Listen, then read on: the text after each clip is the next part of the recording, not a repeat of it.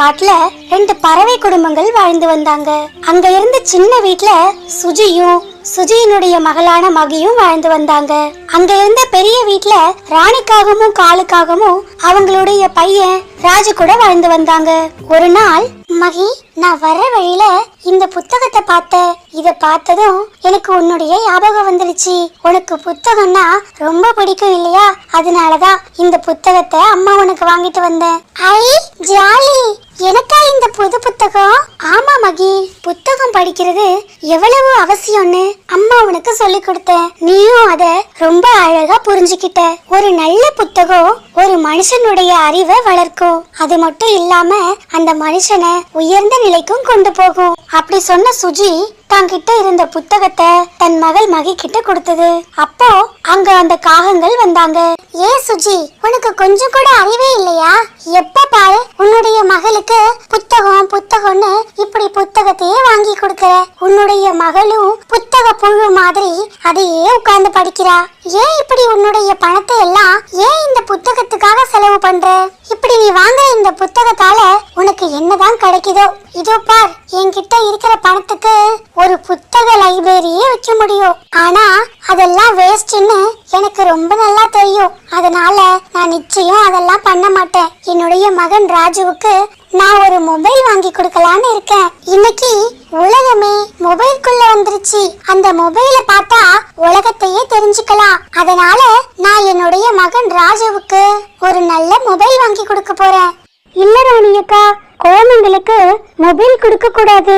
Canada universe research படி ரொம்ப mobile phone use பண்ற சின்ன வயசு பசங்களுக்கு மண்டையில டோபமைன், செரோட்டோனின் மாதிரியான அக்ரஷன், ஆங்ஸைட்டி வச்சிருக்கிற லிக்விட் எல்லாம் சுத்தமா ட்ரை ஆகுதுன்னு கண்டுபிடிச்சிருக்காங்க. அப்போ யூஎஸ்ல நடந்த ஒரு ரிசர்ச்ல மொத்த காக்னிட்டிவ் ஃபங்க்ஷனுமே கம்மியாகி சைக்கோசிஸ் அப்படின்ற ஒரு நிலை, அதாவது கிட்டத்தட்ட சைக்கோன்ற நிலைக்கு பக்கத்துல கொண்டு போகுது. அப்புறம் காஷ்மீர்ல நடந்த ஒரு ரிசர்ச்ல குழந்தைங்க கிட்ட போன் கொடுத்தா அவங்களுக்கு பேச்சு வரத்துக்கே ரொம்ப லேட் ஆகும்னு கண்டுபிடிச்சிருக்காங்க. அதனால நாம குழந்தையோட கையில மொபைல் போன் கொடுக்கறதால பல விளைவுகளை சந்திக்க வேண்டியிருக்கும். தயவு செஞ்சு நீங்க அந்த தப்ப பண்ணிடாதீங்க. அதனால ராஜுவோடைய கையில நீங்க எப்பவும் மொபைல் போனை கொடுத்துறாதீங்க. என்ன, நான் மொபைல் போன் வாங்குறது உனக்கு அவ்வளவு பொறாமையா இருக்கா? அதனால ஏதேதோ சொல்லி என்ன குழப்ப பாக்குற. நீ என்ன சொன்னாலும் சரி, நான் மொபைல் போன் வாங்கி ராஜு கிட்ட கொடுத்தே தீருவேன் அப்படின்னு சொல்லிடுச்சு ராணிக்காகும். பாத்தீங்களா காலு, அந்த சுஜிக்கு நம்ம மேல எவ்வளவு பொறாமன்னு. அவ சாதாரணமா 500 ரூபாய் செலவு பண்ணி அவளுடைய மகளுக்கு புத்தகம் வாங்கி கொடுக்கறா. ஆனா அவளால என்ன மாதிரி நிறைய பணம் செலவு பண்ணி மொபைல் போன் எல்லாம் வாங்கி கொடுக்க முடியாது. அதுதான் அவளுக்கு பொறாமை. அந்த பொறாமையில தான் நான் மொபைல் வாங்க கூடாதுன்னு என்கிட்ட இல்லாததும் பொல்லாததும் சொல்றா. இல்ல ராணி, எனக்கு என்னவோ அப்படி தோணல. சுஜி குருவி சொல்றது ஒரு வகையில நியாயம்னு தோணுது. நம்மளுடைய மகன் சின்ன பிள்ளை, அவனுடைய கையில இப்போ நம்ம மொபைல் போன் கொடுக்கறது ரொம்ப தப்பு. அவனுடைய வயசுக்கு இப்போ என்ன தேவையோ அதை தான் நாம கொடுக்கணும்.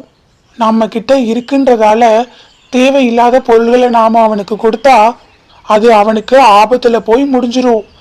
சுஜி குருவி சொல்ற மாதிரி இப்போ நாம ராஜுவுக்கு மொபைல் போன் எதுவும் வாங்கி தர வேணாம். அவன் வயசுக்கு ஏத்தது போல தேவையான விளையாட்டு பொருள்களை வாங்கி கொடுத்தா போதும். இல்ல காலு, இந்த விஷயத்துல நான் உங்களுடைய பேச்ச கேட்கறதாவே இல்ல. நாம கஷ்டப்பட்டு சேர்த்து வச்ச எல்லாமுமே என்னுடைய மகன் ராஜுவுக்காகவும் ராஜுவினுடைய சந்தோஷத்துக்காகவும் மட்டும்தான். அப்படி இருக்க அவனுக்காக இந்த சின்ன விஷயத்த கூட செய்யலனா எப்படி? இதோ பாருங்க காலு, நீங்க என்னதான் சொன்னாலும் சரி, நான் என்னுடைய மகனுக்கு மொபைல் போன் வாங்கி கொடுக்க தான் போறேன் அப்படின்னு சொல்லி பிடிவாதமா இருந்த ராணிக்காகவும் மறுநாள் தன்னுடைய மகன் ராஜுவுக்கு ஒரு மொபைல் போன் ஒன்று வாங்கி கொடுத்தது. ஐயா ஜாலி ஜாலி, எனக்கு மொபைல் போன் வந்துருச்சு, ஜாலி ஜாலி. பாத்தீங்களா காலு, நம்முடைய மகன் எவ்வளவு சந்தோஷப்படுறான்னு. இந்த சந்தோஷத்துக்காக அவனுக்கு இந்த ஒரு மொபைல் போன் இல்ல, 1000 மொபைல் போன் கூட வாங்கி கொடுக்கலாம் அப்படின்னு சொன்னது ராணிக்காகும். அதுல இருந்து ராஜு எந்த நண்பர்கள் கூடவும் சேர்ந்து விளையாடுறதே இல்லை. ராஜு எப்பவுமே அந்த மொபைல் போனில் கேம் விளையாண்டுட்டே இருந்தான். ஏ சுடு சுடு சுடு, ஏ அங்க நிக்கிறான் பாரு, ஏ பின்னாடி திரும்ப, அவன் உன்னை சுட போறான், திரும்ப திரும்ப சுடு சுடு. இப்படி தொடர்ந்து ராஜு அந்த மொபைல் போன்ல எப்பவுமே கேம் விளையாண்டுட்டே இருந்தான். இப்படியே நாட்களும் போக ஆரம்பிச்சது. இப்போ ராஜு முழுசா அந்த மொபைல் போனுக்கு அடிமையாகி இருந்தான். அவனால அந்த மொபைல் போனை விட்டு வேற எந்த விஷயத்திலையும் முழுசா ஈடுபட முடியல.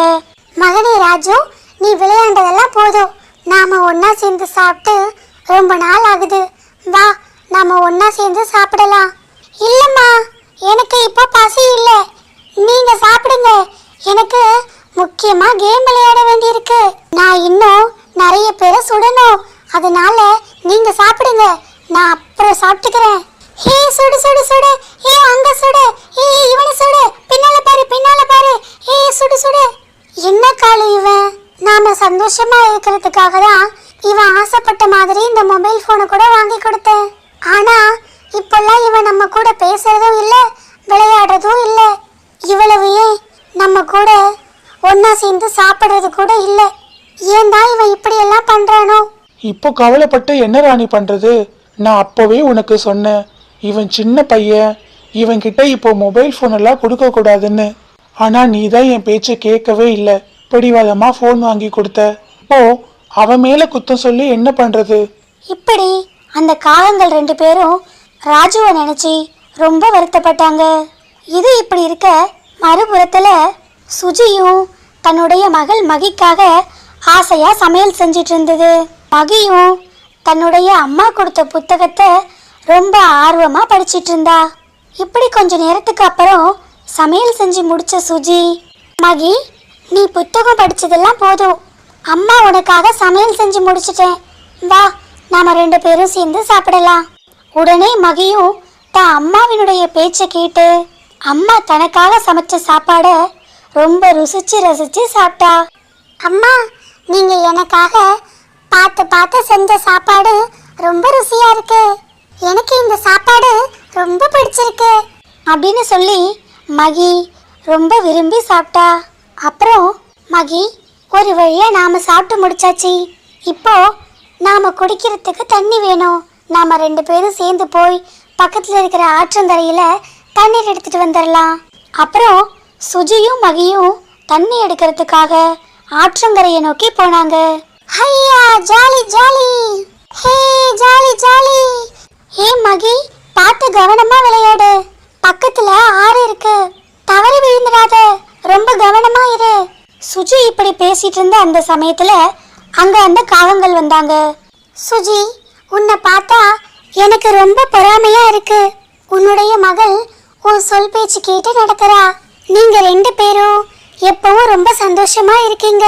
ஆனா என்னுடைய மகன் ராஜு இப்பெல்லாம் முன்ன மாதிரி இல்ல, அவன் எங்க கூட முகம் கொடுத்து கூட சரியா பேசுறது இல்ல, இப்பெல்லாம் அவன் எப்பவும் அவனுடைய மொபைல் போனை மட்டும்தான் பார்க்கறான். இப்பெல்லாம் அவன் எங்க கூடவே இருந்தாலும் ஏதோ என்னுடைய மகன் எங்க கூட இல்லாதது போலவே எங்களுக்கு இருக்கு. இப்போ எனக்கு என்ன செய்யறதுனே தெரியல. ராணி அக்கா, நான் இதுக்கு தான் அப்பவே சொன்னேன், குழந்தை கையில மொபைல் போனை கொடுக்க வேண்டான்னு. ஆனா நீங்க தான் என்னுடைய பேச்சை கேட்கல.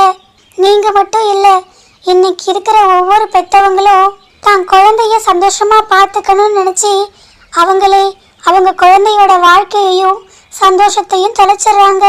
ஒரு ஆரோக்கியமா வளரக்கூடிய குழந்தை இது போல சந்தோஷமா விளையாடணும்.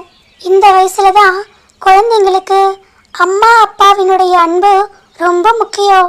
அது இல்லாம வளர்ற ஒவ்வொரு குழந்தையுமே எதிர்காலத்துல ஏதோ ஒரு விதத்துல பாதிக்கப்படும்.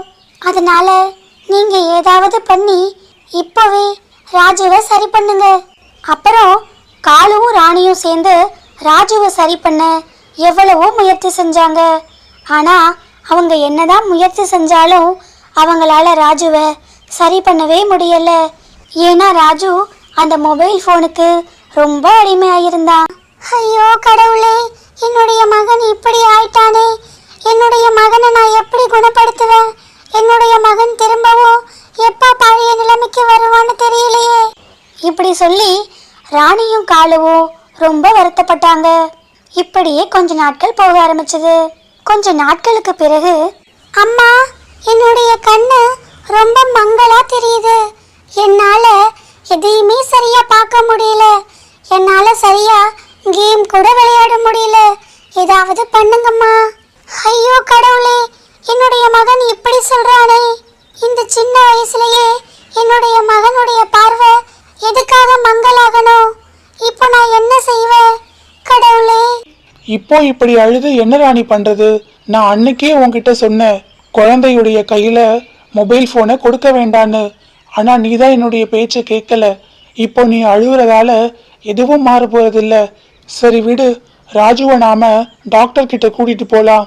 அப்படி சொன்ன காலுவும் ராணியும் சேர்ந்து ராஜுவை டாக்டர் வீட்டுக்கு கூட்டிட்டு வந்தாங்க. டாக்டர், என்னுடைய மகன் சின்ன பிள்ளை. இவனுக்கு இந்த சின்ன வயசுலயே கண் பார்வை மங்கலாயிடுச்சு. என்ன பண்ணி இதை குணப்படுத்துறதுன்னு எங்களுக்கு தெரியல. இவனுடைய எதிர்காலமே இதனால பாதிக்கப்படுமோன்னு பயமா இருக்கு. எங்களுக்கு இப்போ என்ன பண்றதுனே தெரியல. நீங்க தான் ஏதாவது பண்ணி இவனை குணப்படுத்தணும். அப்படியா? நீங்க சொல்றது கேட்க ரொம்ப ஆச்சரியமா இருக்கே. இவன் ரொம்ப சின்ன பையனா இருக்கான். இந்த சின்ன வயசுலயே இவனுடைய பார்வை எப்படி மங்கலாகும்? அப்படி தினமும் இவன் என்னதான் பண்றான்னு எனக்கு சொல்லுங்க. அப்போதான் இவனுக்கு ஏத்த சிகிச்சையை என்னால பண்ண முடியும். டாக்டர், கொஞ்ச நாளாவே என்னுடைய மகன் ராஜு எதுவுமே பண்றதில்ல. அவன் எப்போதுமே அவனுடைய மொபைல் போனை பார்த்துக்கிட்டும் அதுல கேம் விளையாண்டுட்டும் மட்டும்தான் இருந்தான். திடீர்னு இப்போ கண் பார்வை மங்கலாச்சுன்னு சொல்றான். எனக்கு என்ன செய்யறதுனே தெரியல. நீங்க தான் ஏதாவது செஞ்சு அவனை குணப்படுத்தணும். ஓ, அப்படியா விஷயம்? இப்போ எனக்கு ரொம்ப தெளிவா புரியுது. ராஜுவினுடைய கண் பார்வை மங்கலானத்துக்கு காரணம் அவன் தினமும் மொபைல் போன் பார்க்கறது. ஆமா, அவன் பார்க்குற அந்த மொபைல் போன்லேருந்து வரக்கூடிய கதிர்வீச்சு ராஜுவினுடைய கண்களை பாதிப்படைய செஞ்சிருக்கு. அதனாலதான் ராஜுவினுடைய கண் பார்வை இப்போ மங்கலாயிருக்கு. இதுல முழுக்க முழுக்க ராஜு மேல மட்டும் நான் எந்த தப்பையும் சொல்ல மாட்டேன். பெற்றோர்களான உங்க மேலேயும் தப்பு இருக்கு. நம்முடைய குழந்தைகள் ஆசைப்படுறாங்கன்னு மட்டும் நாம பார்த்து நல்லது கெட்டது எதையும் யோசிக்காம அவங்க கேட்கறத வாங்கி கொடுக்கறோம். அதுதான் பெற்றோர்கள் செய்யற மிகப்பெரிய தப்பு. அது மட்டும் இல்லை, இன்னைக்கு ஒரு குழந்தையோட அழுகையை நிறுத்துறதுக்கும் அந்த குழந்தைய சாப்பிட வைக்கிறதுக்கும் பெற்றோர்கள் பயன்படுத்துகிற ஆயுதம் தான் இந்த மொபைல் ஃபோன். அதனால ஒவ்வொரு குழந்தைங்களும் தாம் பெற்றோர்களுடைய அன்பையும் அரவணைப்பையும் இழக்கிறாங்க.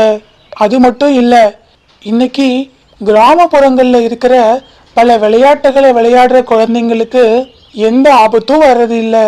ஆனால் அதுக்கு மாறா மொபைல் ஃபோனில் கேம் விளையாடுற ஒவ்வொரு குழந்தைகளும் அதுக்கு அடிமையாகி அவங்களுடைய வாழ்க்கையே இழக்கிறாங்க.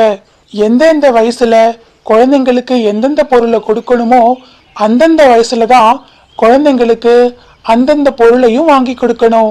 இதுதான் ஒரு நல்ல பெற்றோர்களுடைய கடமை. இதோ பாருங்க, நல்ல வேளையா நீங்க சீக்கிரமாவே ராஜுவை இங்க கூட்டிட்டு வந்துட்டீங்க. அதனால என்னால இவனுக்கு இப்போ சிகிச்சை கொடுக்க முடியும்.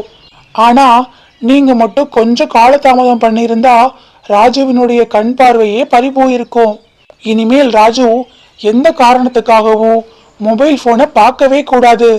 ராஜுவினுடைய கண் பார்வைக்காக நான் சில மருந்துகள் கொடுக்கறேன். அதையும் தாண்டி நீங்க ராஜுவுக்கு நார்ச்சத்து மிகுந்த கீரைகளையும் பழங்களையும் காய்கறிகளையும் கொடுக்கணும். கூடவே நிறைய மீன்களையும் கொடுக்கணும். அதை சாப்பிட்றதால ராஜுவினுடைய கண் பார்வை மட்டும் இல்லை, அவனுடைய உடலும் ஆரோக்கியமாகும். ரொம்ப நன்றி டாக்டர். நான் என்னுடைய தவறை இப்ப புரிஞ்சுக்கிட்டேன். இனிமேல் நான் என்னுடைய மகனை வளர்க்கறதுல ரொம்ப கவனமா இருப்பேன். ஆமா ஆமா டாக்டர், நான் கூட இனிமேல் மொபைல் போன் பார்க்கவே மாட்டேன். மகி மாதிரி நிறைய புத்தகங்கள் படிப்பேன். அப்புறம் என் நண்பர்கள் கூட ஜாலியா விளையாடுவேன். என் அம்மா அப்பா கூட சந்தோஷமா இருப்பேன். நண்பர்களே, இந்த கதையிலிருந்து நாம தெரிஞ்சுக்க வேண்டியது என்னன்னா, குழந்தைங்க கையில மொபைல் போன் கொடுக்கற நேரத்தை குறைக்கணும். அதற்கு பதிலா நாம அவங்க கூட நம்முடைய நேரத்தை செலவிடணும். அதே போல குழந்தைங்களும் பெற்றோர்களுடைய பேச்சை கேட்டு மொபைல் போனை பாக்குறத குறைச்சுக்கணும்.